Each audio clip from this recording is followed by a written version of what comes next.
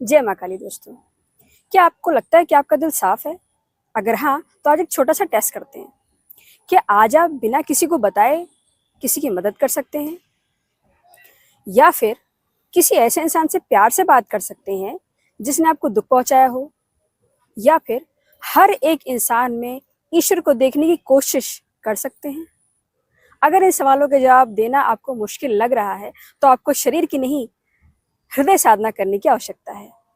आत्म साक्षात्कार की सीरीज में आज हम पहुंच चुके हैं हृदय साधना में, जिसमें अब हम आपको बताएंगे कि किस तरह से हृदय साधना करके आप अपने मन को जीत सकते हैं। और हृदय साधना करना बहुत आसान है। अक्सर साधना का नाम सुनते ही ध्यान, योग, मंत्र और पूजा के बारे में ध्यान आ जाता है, लेकिन हृदय साधना थोड़ी अलग है। हृदय साधना का मतलब है कि हमारे व्यवहार में प्रेम आए, व्यवहार आए, विनम्रता आए, दूसरों के लिए संवेदना आए, हमारे अंदर से अहंकार और द्वेष धीरे धीरे खत्म हो। क्योंकि भगवान की पूजा करना आसान है, लेकिन भगवान की बनाई हुई हर जीवात्मा के साथ प्रेम से व्यवहार करना बहुत मुश्किल है। हमारे से ये काम थोड़ा मुश्किल होता है। मंदिर में भगवान को प्रणाम करना आसान है, लेकिन घर में किसी नाराज व्यक्ति को प्रेम से जवाब देना बहुत मुश्किल। हमारी साधना की असली परीक्षा यही होती है। तो इसके लिए पहला अभ्यास है निष्काम सेवा। किताबों में तो हमने देखा है कि दूसरों की भलाई करना बहुत अच्छी बात होती है, और निष्काम सेवा की बात है।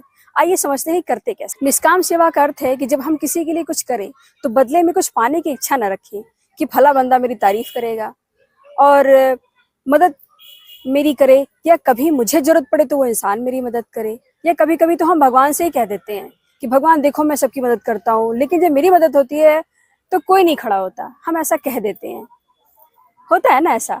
तो ये जो भावना, इसे दूर हट कि मैं कैसे किसी के काम आ सकता हूँ और बदले में हमें कुछ नहीं चाहिए, तो ये होती है निष्काम भावना। उदाहरण के तौर पर घर में माँ थकी हुई हैं, पापा को पानी चाहिए, लेकिन हम इंतजार करेंगे कि जब वो मांगे तब देंगे, बल्कि कई लोगों का तो ध्यान भी नहीं जाता है ना। तो कोई बच्चा पढ़ रहा है, उसको किसी मदद की जरूरत है तो हमने उसकी मदद कर दी। छोटी छोटी चीजें हैं जो हृदय को बदलती हैं, लेकिन हम ये कर नहीं पाते हैं।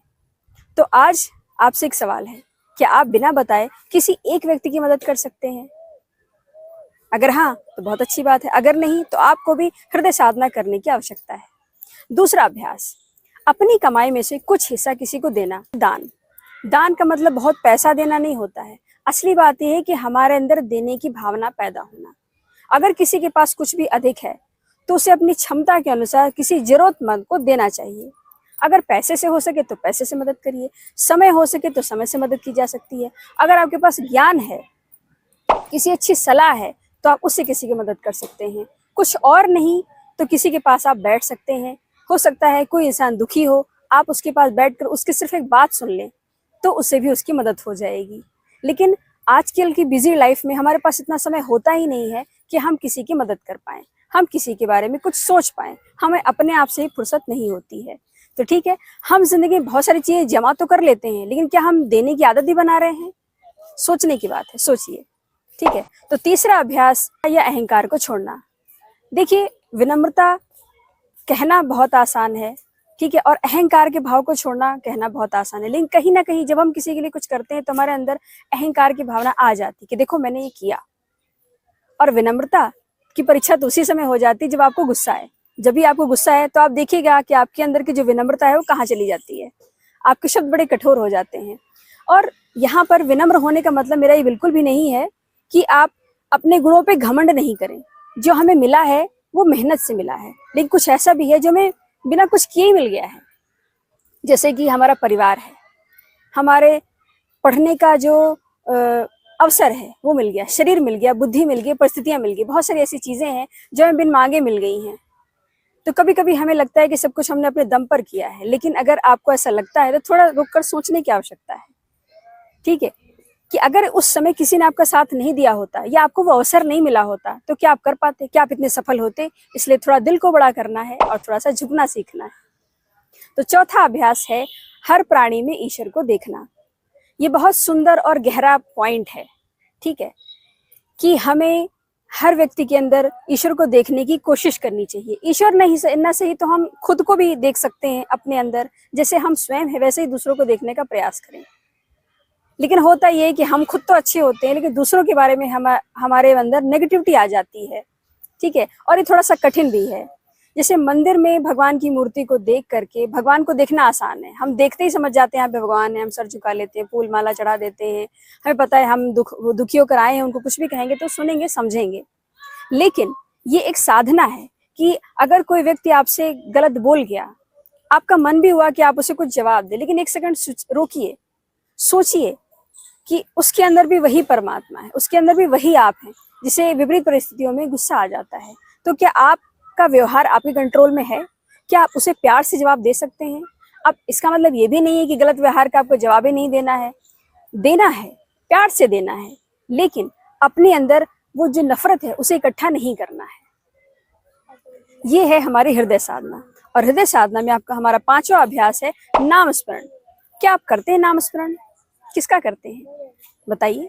तो देखिए, नाम स्मरण में क्या है कि हम दिन भर कोई ना कोई काम करते रहते हैं, हमारा मन दिन भर कुछ ना कुछ सोचता रहता है, लेकिन उन सभी चीजों के बीच में हमें थोड़ा सा समय निकालकर सोचना चाहिए परमात्मा के बारे में, उनके नाम के बारे में। जब भी खाली समय हुआ, जिस भी ईश्वर को आप मानते हैं, जिस भी देवी देवता को मानते हैं, पर्सनली मैं ओम नमो भगवते वासुदेवाय, कोई ओम नमः शिवाय जपता है, कोई माँ काली जपता है, कोई माँ दुर्गा जपता है, तो हे माँ काली, हे माँ दुर्गा, जो भी मंत्र आप चाहते हैं उसे शुरू कर दिए जपना।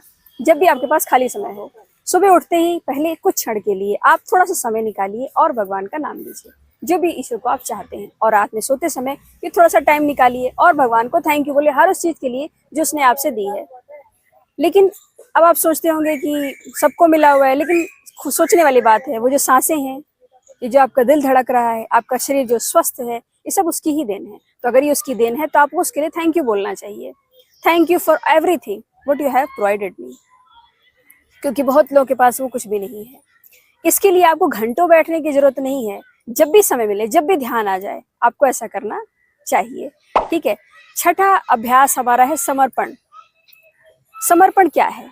हम मेहनत करें, कोशिश करें, सही कर्म करें, लेकिन हर चीज हमारे अनुसार हो ये जरूरी बिल्कुल भी नहीं है। इसलिए जो हमारे हाथ में है उसके लिए पूरी ईमानदारी से प्रयास करें, और जो हमारे हाथ में नहीं है उसे आप छोड़ दें परमात्मा के ऊपर। मुश्किल होता है छोड़ना, हमको लगता है हमने पूरी मेहनत की है तो हम पूरा प्रॉपर ट्रैक करते हैं कि हमने ये काम किया था, ये कहाँ तक पहुंचा, ठीक है। हमने किसी की तैयारी की तो जब तक रिजल्ट नहीं आएगा तब तक हम लगे रहेंगे, मैंने ये पढ़ा था, मैंने ऐसे किया था, मैंने वैसे किया था। लेकिन समर्पण का बेसिकली भाव ये होता है कि हम चीजों को परमात्मा के ऊपर छोड़ दें। समर्पण का मतलब है कोशिश करने के बाद परिणाम से मत डरना। वैसे तो डरना पहले चाहिए जब हम कर्म करते हैं, जब हो गया तो डरने का तो कोई मतलब है ही नहीं, क्योंकि जो हो चुका है उसका परिणाम तो आपको मिलना ही है, ठीक है। तो अब आखिरी में मैं आपके लिए एक छोटा सा चैलेंज देती हूँ हृदय साधना का। पहला, बिना बताए किसी की मदद करनी है।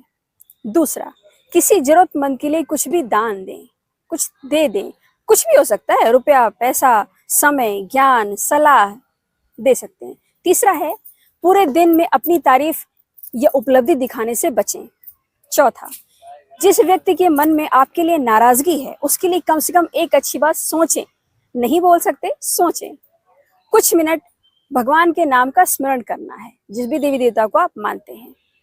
छठा, 6 नंबर, किसी एक व्यक्ति को दिल से धन्यवाद दें।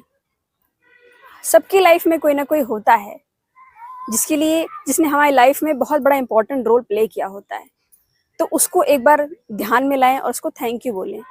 और रात को खुद से पूछें, क्या इन 7 दिनों में मेरे व्यवहार में कोई थोड़ा सा बदलाव आया है?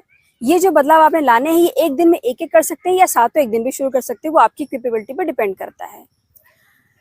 और देखिए, अगर कोई बदलाव आया है तो समझ लीजिए ये हृदय साधना आपने सिर्फ सुनी नहीं है बल्कि शुरू कर ली। अगर आपको लगता है कि आपका दिल साफ है तो ये चैलेंज करना बहुत जरूरी है। तो ये चैलेंज आप करिए और 7वें दिन बाद आप मुझे आकर जवाब दीजिए कमेंट में कि आपने से कितनी बातें आपने फॉलो की हैं और कुछ नहीं हो पाई। तो मिलते हैं आत्म साक्षात्कार की सीरीज के अगले पार्ट में।